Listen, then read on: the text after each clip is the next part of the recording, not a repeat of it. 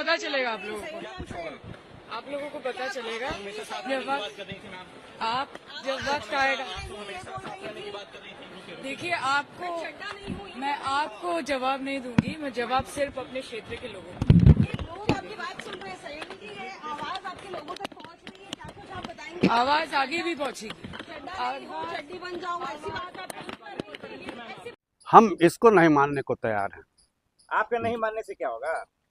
मैं भारत का एक नागरिक हूँ और जागरूक नागरिक हूँ, इसीलिए जो चुनाव आयोग कर रहा है, आप बताइए, अगर निष्पक्ष होता तो चुनाव आयोग SIR का वहीं पंजाब बंगाल में SIR कराता है और आसाम में SR कराता है।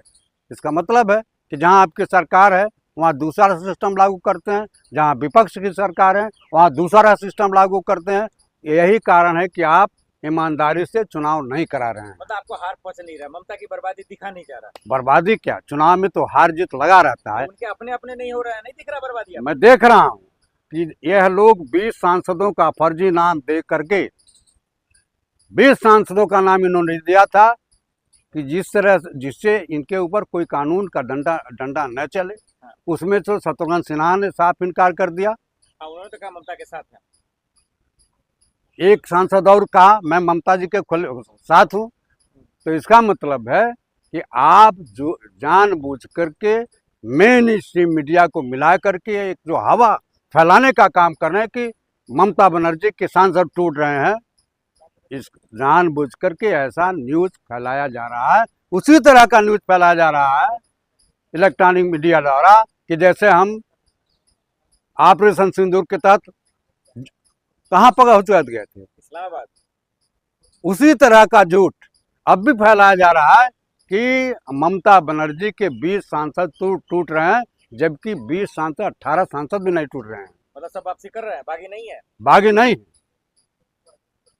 यह लोग जानबूझ करके ऐसा माहौल पैदा कर रहे हैं। इलेक्ट्रॉनिक मीडिया के लोग जो मोदी की दलाली करते हैं, जो लोकतंत्र के चौथे स्तंभ के नाम पर बदनुमा दाग है, जो एक काला धब्बा है लोकतंत्र के लिए, यह लोग इलेक्ट्रॉनिक मीडिया और नरेंद्र मोदी और चुनाव आयोग और सरकारी संस्थाएं मिलकर के मोदी का गुणगान कर रहे हैं और लोकतंत्र की हत्या कर रहे हैं। सवाल ये है कि ममता पर FIR दर्ज हो गया, आप तो गिरफ्तार हो जाएंगे। भाई आपकी सरकार है, आप FIR करा सकते हो। सरकार के दबाव में पुलिस काम करती है। अरे उनकी भाषा गलत थी ना, जनता को गुमराह किया उन्होंने, इसलिए FIR दर्ज हुआ। एक बात बताइए, नरेंद्र मोदी से और अमित शाह से गलत बयानी कौन करता है? अब और इलेक्ट्रॉनिक मीडिया। खबरदार सर, नरेंद्र मोदी जी बोलिए। नरेंद्र मोदी देश के प्रधानमंत्री हैं, सब लोग मानते हैं, लेकिन वो अपने बिल्ला जो है भारतीय जनता पार्टी का लगा कर चलते हैं। इसलिए जो प्रधानमंत्री होता है वो देश के 140 करोड़ लोगों का प्रधानमंत्री होता है। वो नफरत आपको मोदी जी? नफरत नहीं, बिल्कुल नफरत की कोई नफरत नहीं, कोई नफरत नहीं। वो भारतीय जनता पार्टी का अपने को प्रधानमंत्री मानते हैं, वो पूरे देश के लोगों का प्रधानमंत्री नहीं मानते हैं। अगर प्रधानमंत्री मानते अपने को तो किसी भी पार्टी का सिंबल देश का प्रधानमंत्री नहीं लगाता है। मैंने देखा पंडित जवाहरलाल नेहरू, इंदिरा गांधी, चाहे PV नरसिम्हा राव, चाहे अटल बिहारी वाजपेयी जो भारतीय जनता पार्टी के में से थे, उन्होंने भी कभी अपने दिल पर कभी भी जनता पार्टी का उन्होंने सिंबल नहीं लगा। तो ममता अगर गिरफ्तार होती हैं तो क्या वो साजिश के तहत होंगी? निश्चित रूप से इंडिया गठबंधन पूरी तरह से उनके साथ है। इंडिया गठबंधन पूरी तरह से उनके साथ है। उनके साथ कंधे से कंधा मिला करके लोकतंत्र की बहाली के लिए, लोकतंत्र की रक्षा के लिए, संविधान की रक्षा के लिए कंधे से कंधा मिलाकर ममता बनर्जी के साथ नेता प्रतिपक्ष राहुल गांधी खड़े। लेकिन सर नतीजा आ गया, EVM जला, तो फिर उसके पीछे क्यों पड़ गए आप लोग? 4000 EVM के पीछे। हम लोग तो कहते थे ये 4000 EVM नहीं है, गुजरात से भी हजारों EVM गायब हुआ है, जिसका अभी तक कोई पता नहीं है। ये जिम्मेदारी हिंदुस्तान के गृह मंत्री की है, ये अमित शाह की जिम्मेदारी है। उनके प्रदेश से जितने भी EVM मशीनें गायब हुई, आज तक उसकी गिरफ्तारी नहीं हो पाई। और लगाई होगी आग?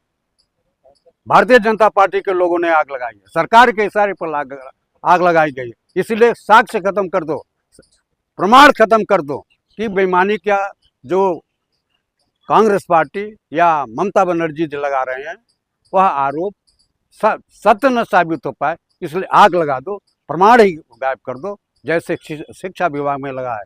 चलिए अच्छा लगा, लेकिन कम से कम चुनाव आयोग का तो रूल नहीं है इसमें। चुनाव आयोग कौन सा एक्शन ले लिया? चुनाव आयोग एक्शन क्या लिया?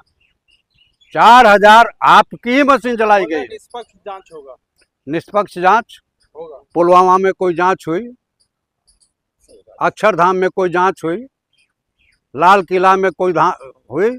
ऑपरेशन सिंदूर के तहत हमारे 28 लोग शहीद हो गए, क्या उसकी कोई जांच रिपोर्ट आई? पुलवामा में 3000 किलो RDX कैसे पहुंचा, क्या उसकी कोई जांच हुई? कोई रिजल्ट आपके पास आया? आप लोकतंत्र के चौथे स्तंभ के सजग पहरुआ, क्या आप लोग बता सकते हैं आप लोगों तक उसकी कोई रिपोर्ट आई है कि भारत सरकार, मोदी की सरकार इन सब चीज़ों की कोई जांच पड़ताल किया? यह देश की जनता है, लोकतंत्र में विश्वास करती है। मौका आने पर आपको उसका सबका रिजल्ट आपको मिलना है।